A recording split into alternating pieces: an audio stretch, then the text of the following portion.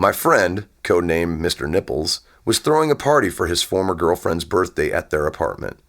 Booze was flowing and everyone seemed to be having a wonderful time. I was having a banner night, running from room to room, joking about this or that. But slowly and surely, darkness spread across the festivities.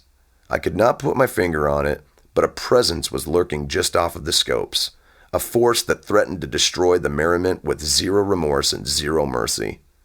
At this point in the movie, it would behoove the director to do a push focus, run the hallway of the apartment POV style, and present the viewer with the shocking vision of Kate and Penny comparing notes on their exploits with yours truly. To me, it was not that big a deal. Neither one was my girlfriend, but as it turned out, they both considered themselves exclusive, the shadow cabinet to my prime minister. So right at the peak of my sweet buzz, the two of them marched into the bedroom I was holding court in and confronted me with their grievances. I'm fairly certain I did not make matters any better by applying reason and a nonplussed attitude to this fiery affair with the simple retort, "And?"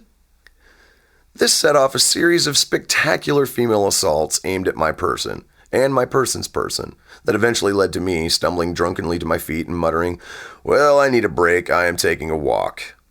At least I hope that is what I said. At the time, I could not really feel my mouth.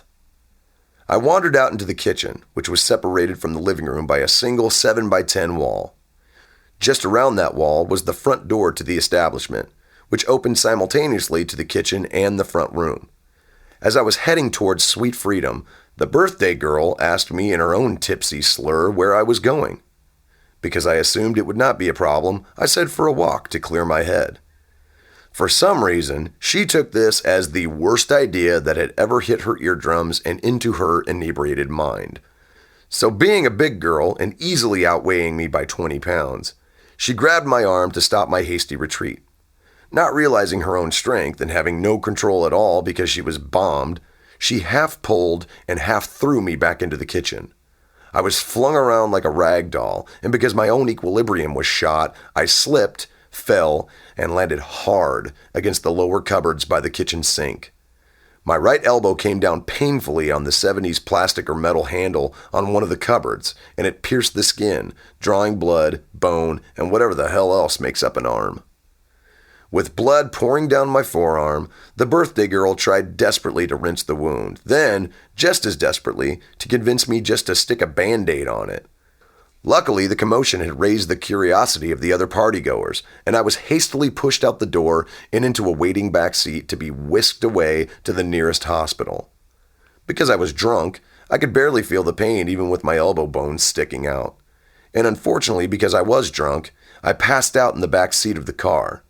I must have been on the verge of lighting a cigarette because when I came to, I had a broken Marlboro Red in my mouth.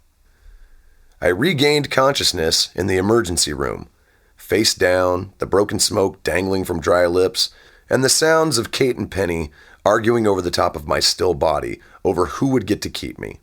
However, the tables had turned. Now they were trying to foist me off on the other. "He is your mess, you can have him. I do not want anything to do with him, you can have him." So as I lay there for another hour waiting for a doctor to come in, then another hour while the doctor sewed up my arm, the vocal equivalent of Federer and Nadal volleyed over my back the entire time I was in the hospital, and continued the whole ride home, even as I searched all the 24-hour grocery stores for a sling to put my arm in. I had 21 stitches in all. Because I could not use my arm, I lost my job. Because I lost my job, I ended up leaving Denver. Because I left Denver, I ended up putting Stone Sour back together, which led to my audition with Slipknot and other fine things. So fans around the world take note. If not for my lust and truthfulness, I would not have come to be the singer in Slipknot, nor would I have been able to put Stone Sour back together, hence there would be no Snuff or Through Glass.